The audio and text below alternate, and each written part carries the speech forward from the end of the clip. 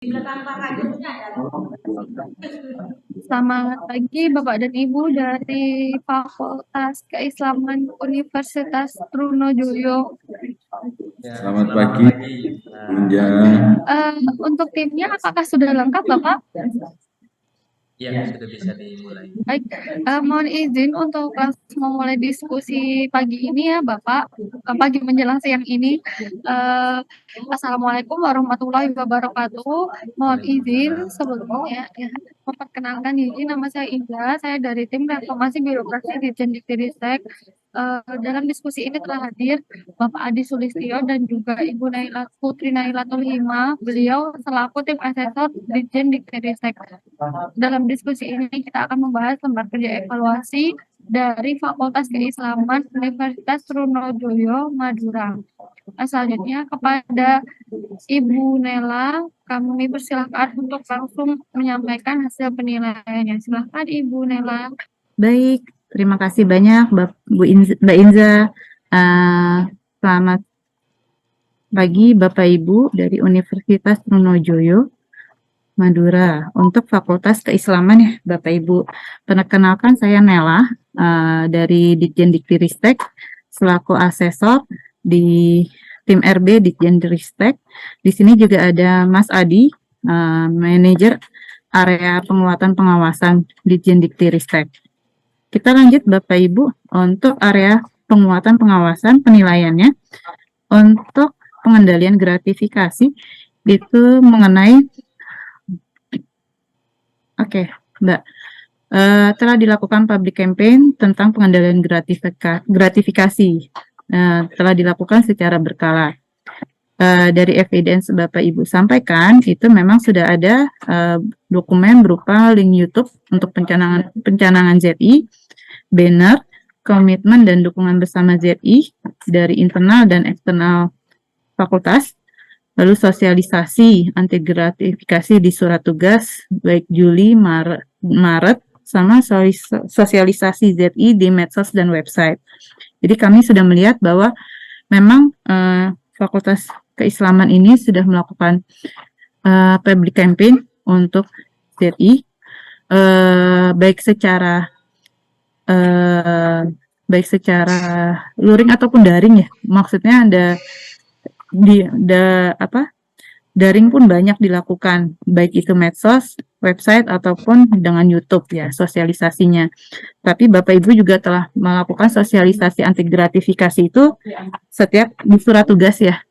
Jadi kami merasa evidence yang disampaikan itu sudah cukup untuk mendapatkan nilai A gitu.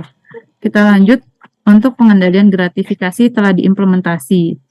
Jadi evidence yang disampaikan berupa dokumen pengendalian gratifikasi itu di proses pengadaan barang dan jasa, lalu keputusan rektor pengangkatan pejabat UPP dan pengadaan mebler pendukung pembelajaran fakultas.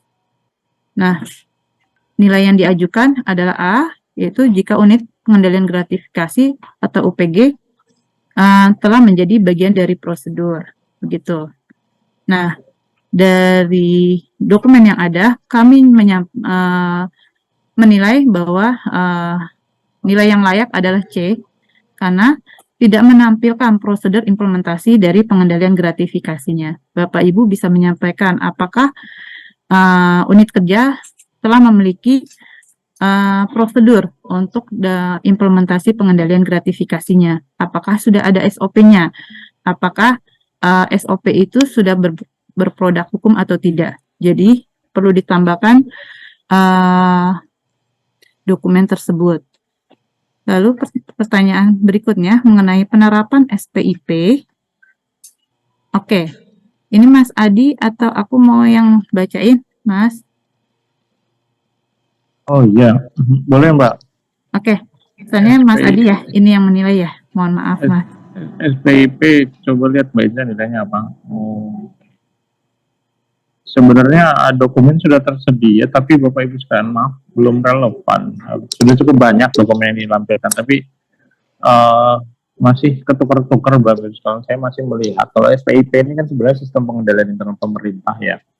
Jadi Ini indikator penilaiannya biasanya lembar borang penilaiannya itu ada di, kalau mungkin Bapak di Fakultas Islam ini sudah dinilai oleh BPKP, Indeks Maturitas SPIP, Sistem Pengadaan Internal Pemerintahnya, itu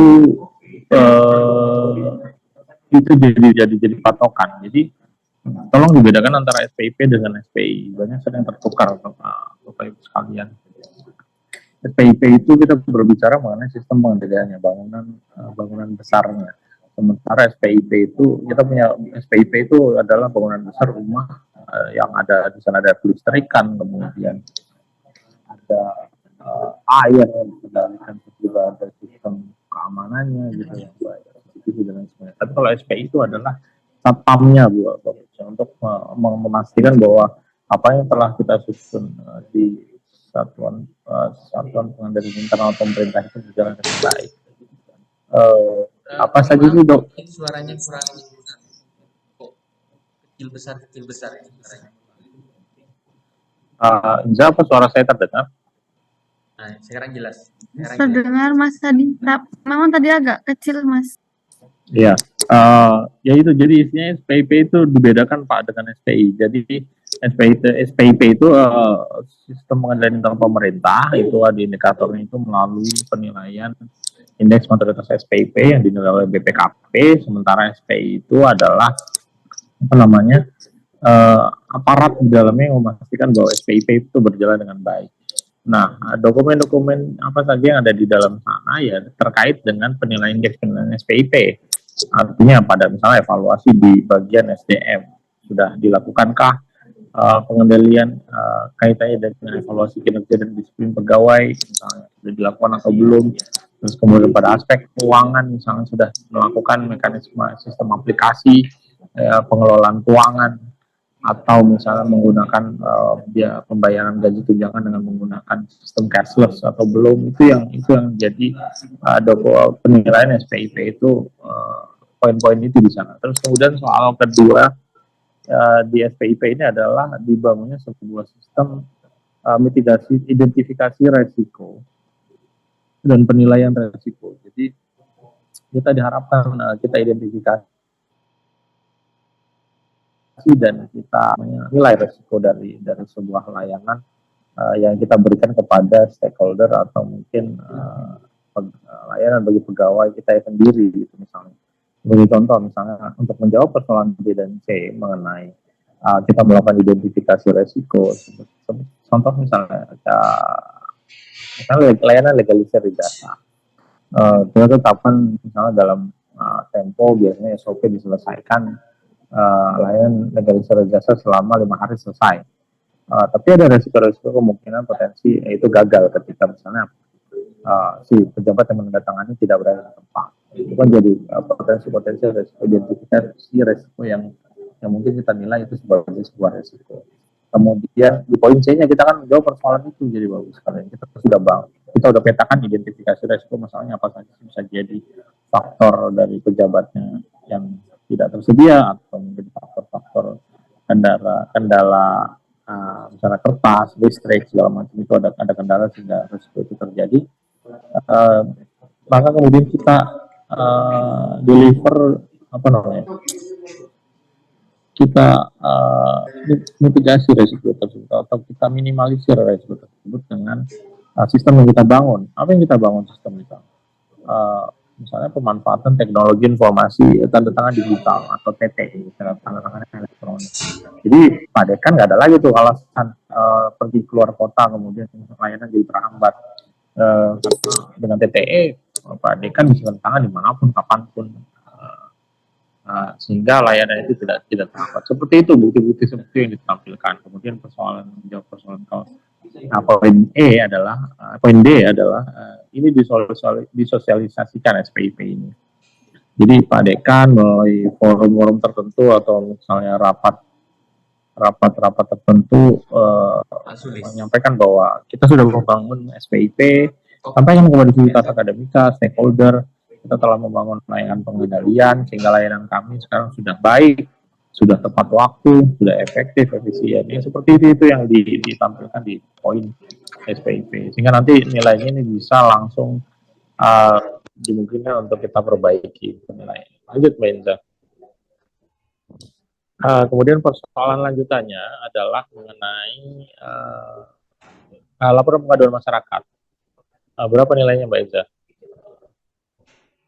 Saya yakin di UTM sudah dibangun, namun demikian Bapak Ibu sekalian perlu membuat sebuah sistem di dalamnya. Artinya tampilkanlah, saya yakin sudah dilakukan, tapi tolong dimunculkan gitu, seperti SOP layanan, misalnya layanan pengaduan masyarakat, SOP-nya berapa lama layanan pengaduan itu diselesaikan, kemudian berapa lama, kemudian mekanisme sarananya apa aja, misalnya melalui, kalau di UI ada namanya sistem informasi pelaporan dari pegawai, apa namanya istilah Sipduga gitu, atau tadi si yang dari UPN apa tadi sebutannya, ya itu laporan pelaporannya mekanismenya apa aja, bisa lewat sosial media kah kanal itu dilakukan, atau ada aplikasi tersendiri untuk melakukan pelaporan, apakah ada hotline-nya, kemudian WhatsApp-nya, itu dokumen-dokumen itu yang ditampilkan. Kemudian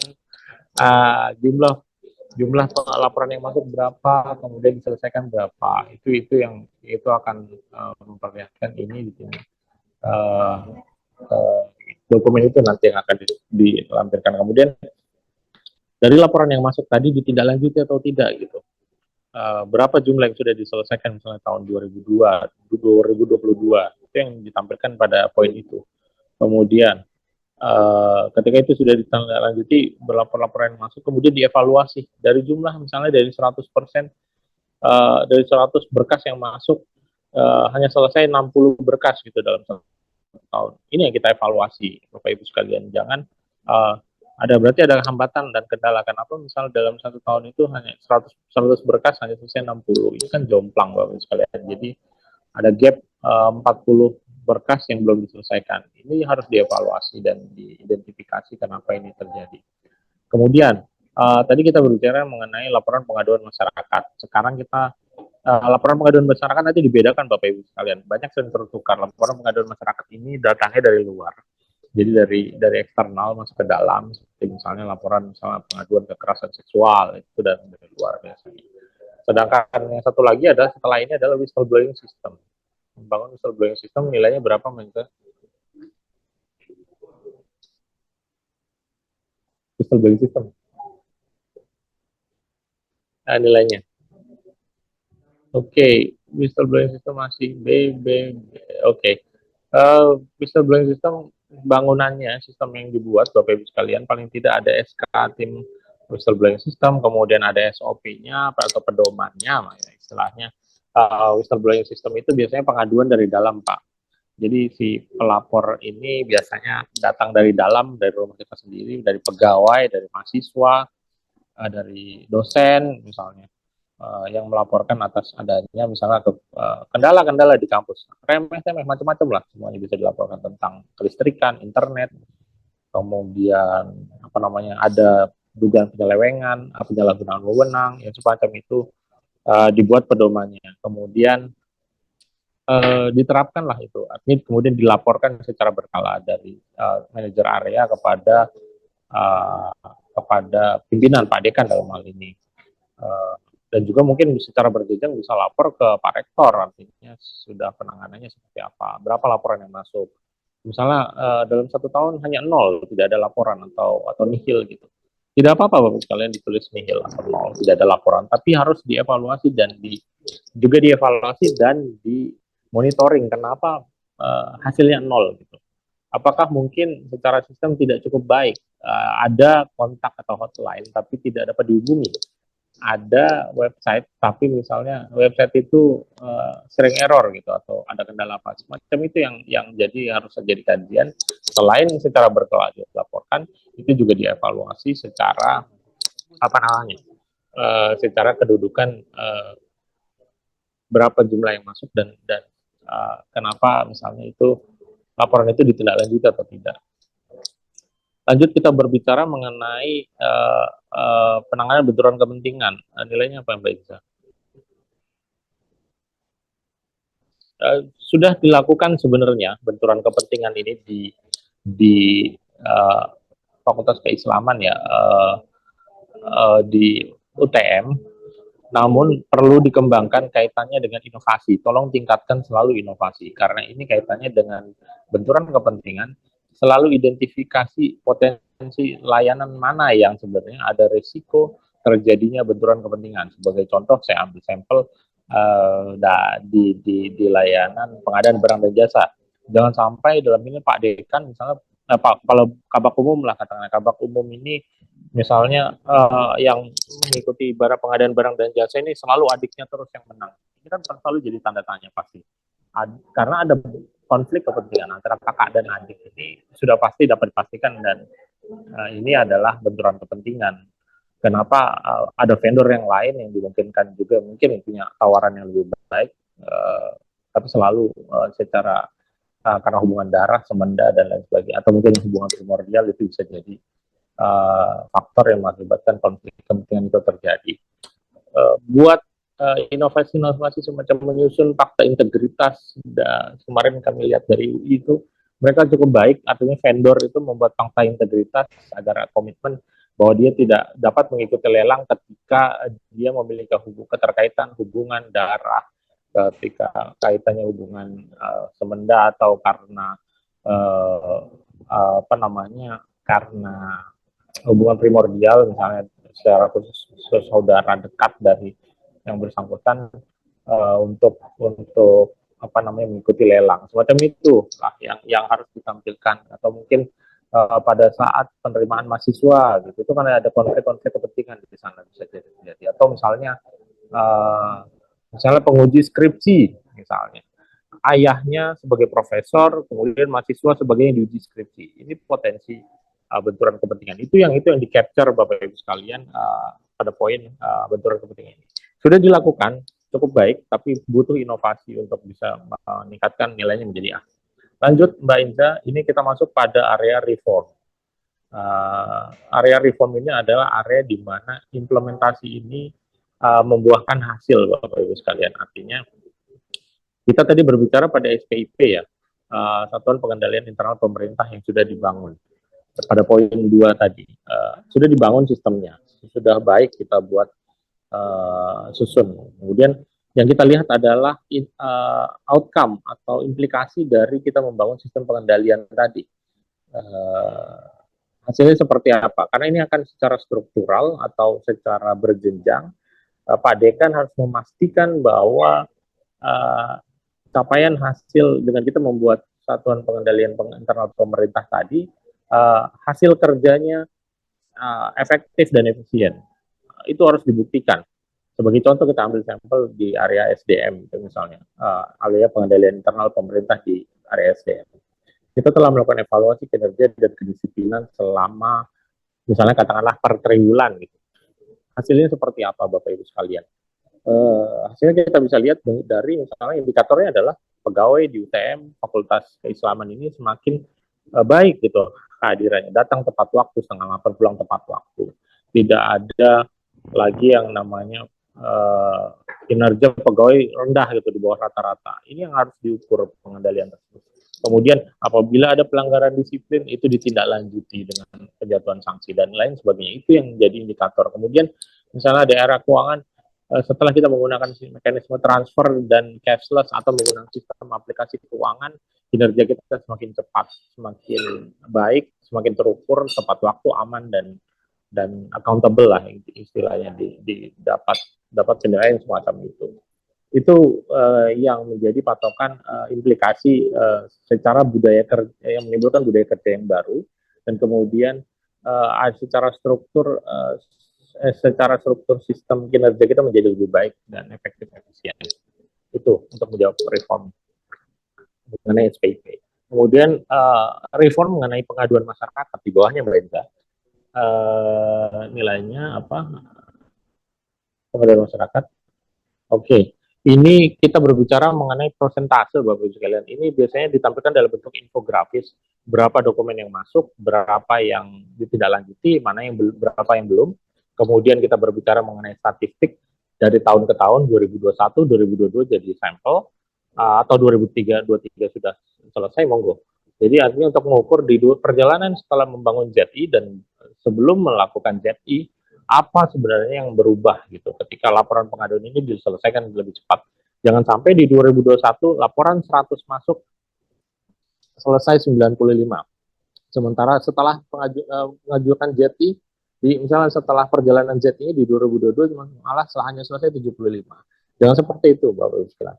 Walaupun harus seperti itu terjadi, itu harus dievaluasi kenapa terjadi demikian. Itu poin penting di mana laporan pengaduan masyarakat ini semuanya terukur, accountable, kemudian dapat dipertanggungjawabkan penyelesaiannya seperti apa, kemudian waktunya selesainya tepat waktu. Lanjut Mbak Iza, mungkin yang terakhir ada LKPN, LKSN.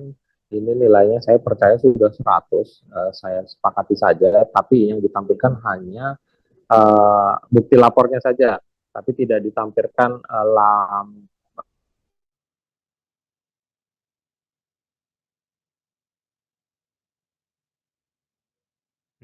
iya, dilaporkan matriksnya saja.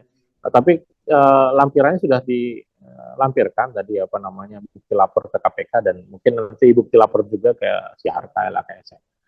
Itu aja Mbak Inja, ada masukan dari saya. Mungkin ada tambahan dari Manila atau ada tanggapan dari UTM, silahkan.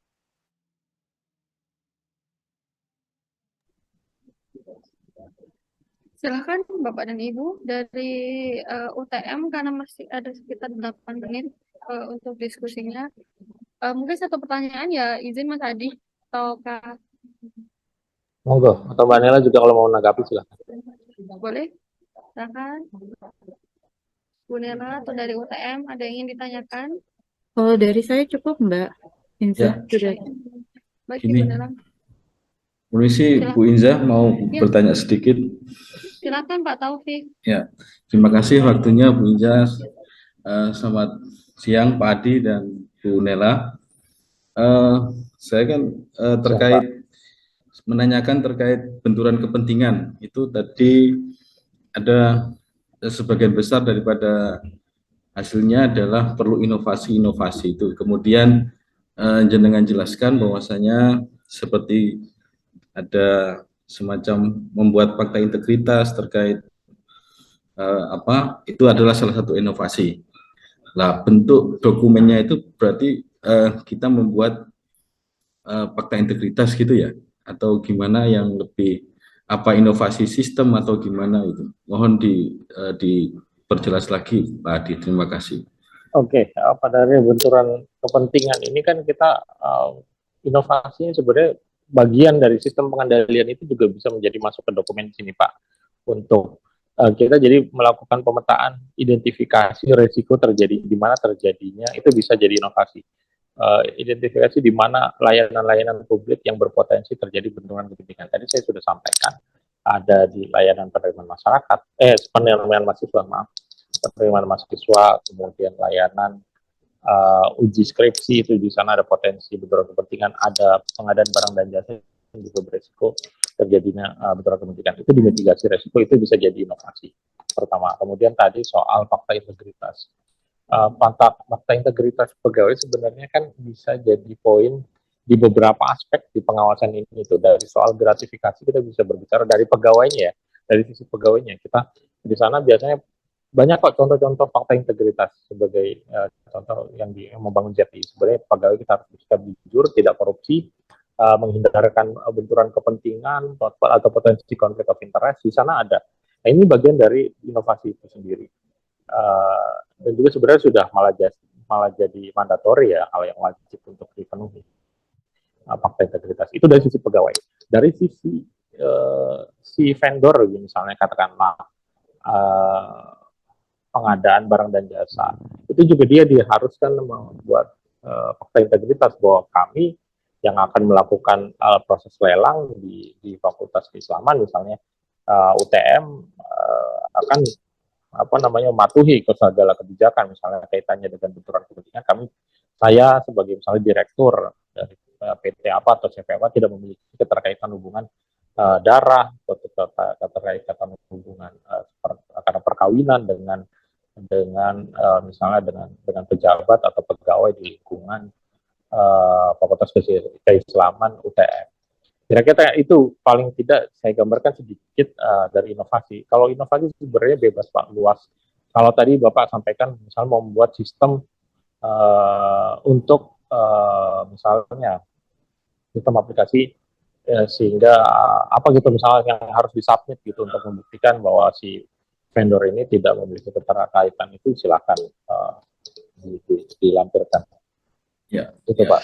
Oke, baik. Berarti semacam eviden dari SPIP itu juga mungkin bisa dijadikan evidennya untuk di benturan kepentingan, itu juga bisa juga ya Pak ya? Bisa Pak, selama menjawab persoalan tadi benturan kepentingan. Oh, yang terkait benturan Kita kepentingan kita ya. petakan kan sebenarnya kan peta risiko dan penilaian risiko itu dari semua aspek Pak. Kita tidak berbicara pada kita menjawab soal SPIP-nya itu sendiri, tapi tidak menjawab hanya pada aspek pelayanan publik, tapi bisnis proses kegiatan pekerjaan rutin itu sebaiknya juga dipetakan risiko, termasuk ini nih, misalnya pada saat pengadaan barang dan jasa itu juga bisa dipetakan risikonya.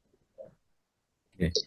Kemudian terkait evaluasi tindak lanjut, ini kan memang laporan dari tahun kemarin itu kan nihil. Nah, kemudian kan mungkin dari evaluasinya itu apa yang perlu ditambahkan Pak, terkait evaluasi tindak lanjut? Iya, dari Laporannya laporan kan nihil kayak ya seperti itu. nggak apa-apa, laporan itu nihil nggak apa-apa, nggak jadi soal. Tapi kenapa nihil itu yang harus dipelajari dan diidentifikasi kenapa hasilnya nihil.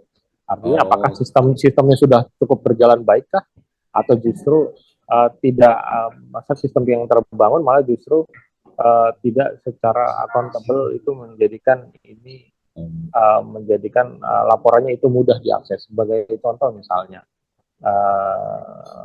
karena gratifikasi itu misalnya atau whistleblowing system lah, kita ambil sampel tuh, kita evaluasinya nihil. Kenapa menjadi nihil? Ini pasti ada yang menjadi tanda tanya, dimulai dari pertanyaan apakah sistem ini sudah terbangun dengan baik, apakah akses terhadap pelaporan misalnya terhadap benturan kepentingan ini misalnya sudah terbuka cukup luas, apakah si pengadu ini diberikan keamanan dan kenyamanan untuk membuatkan laporan. Jangan-jangan ngadu mengenai benturan kepentingan, tapi ada tekanan dari atasan untuk tidak ini diproses. Yang seperti itu jadi kajian. Apakah sudah berjalan dengan baik, sistemnya sudah sangat baik, gitu misalnya. Ya nggak apa-apa selama itu bisa dibuktikan itu berjalan dengan baik. Tapi kalau memang kita masih meyakini ada yang kurang dari berjalan sistem, itu sebaiknya selalu dievaluasi. Itu. oke. Berarti dinarasikan di bukti dokumen ya, Pak Adi? Betul, betul. Oke, oke, oke. Terima kasih. Terima kasih Pak Adi. Iya Pak.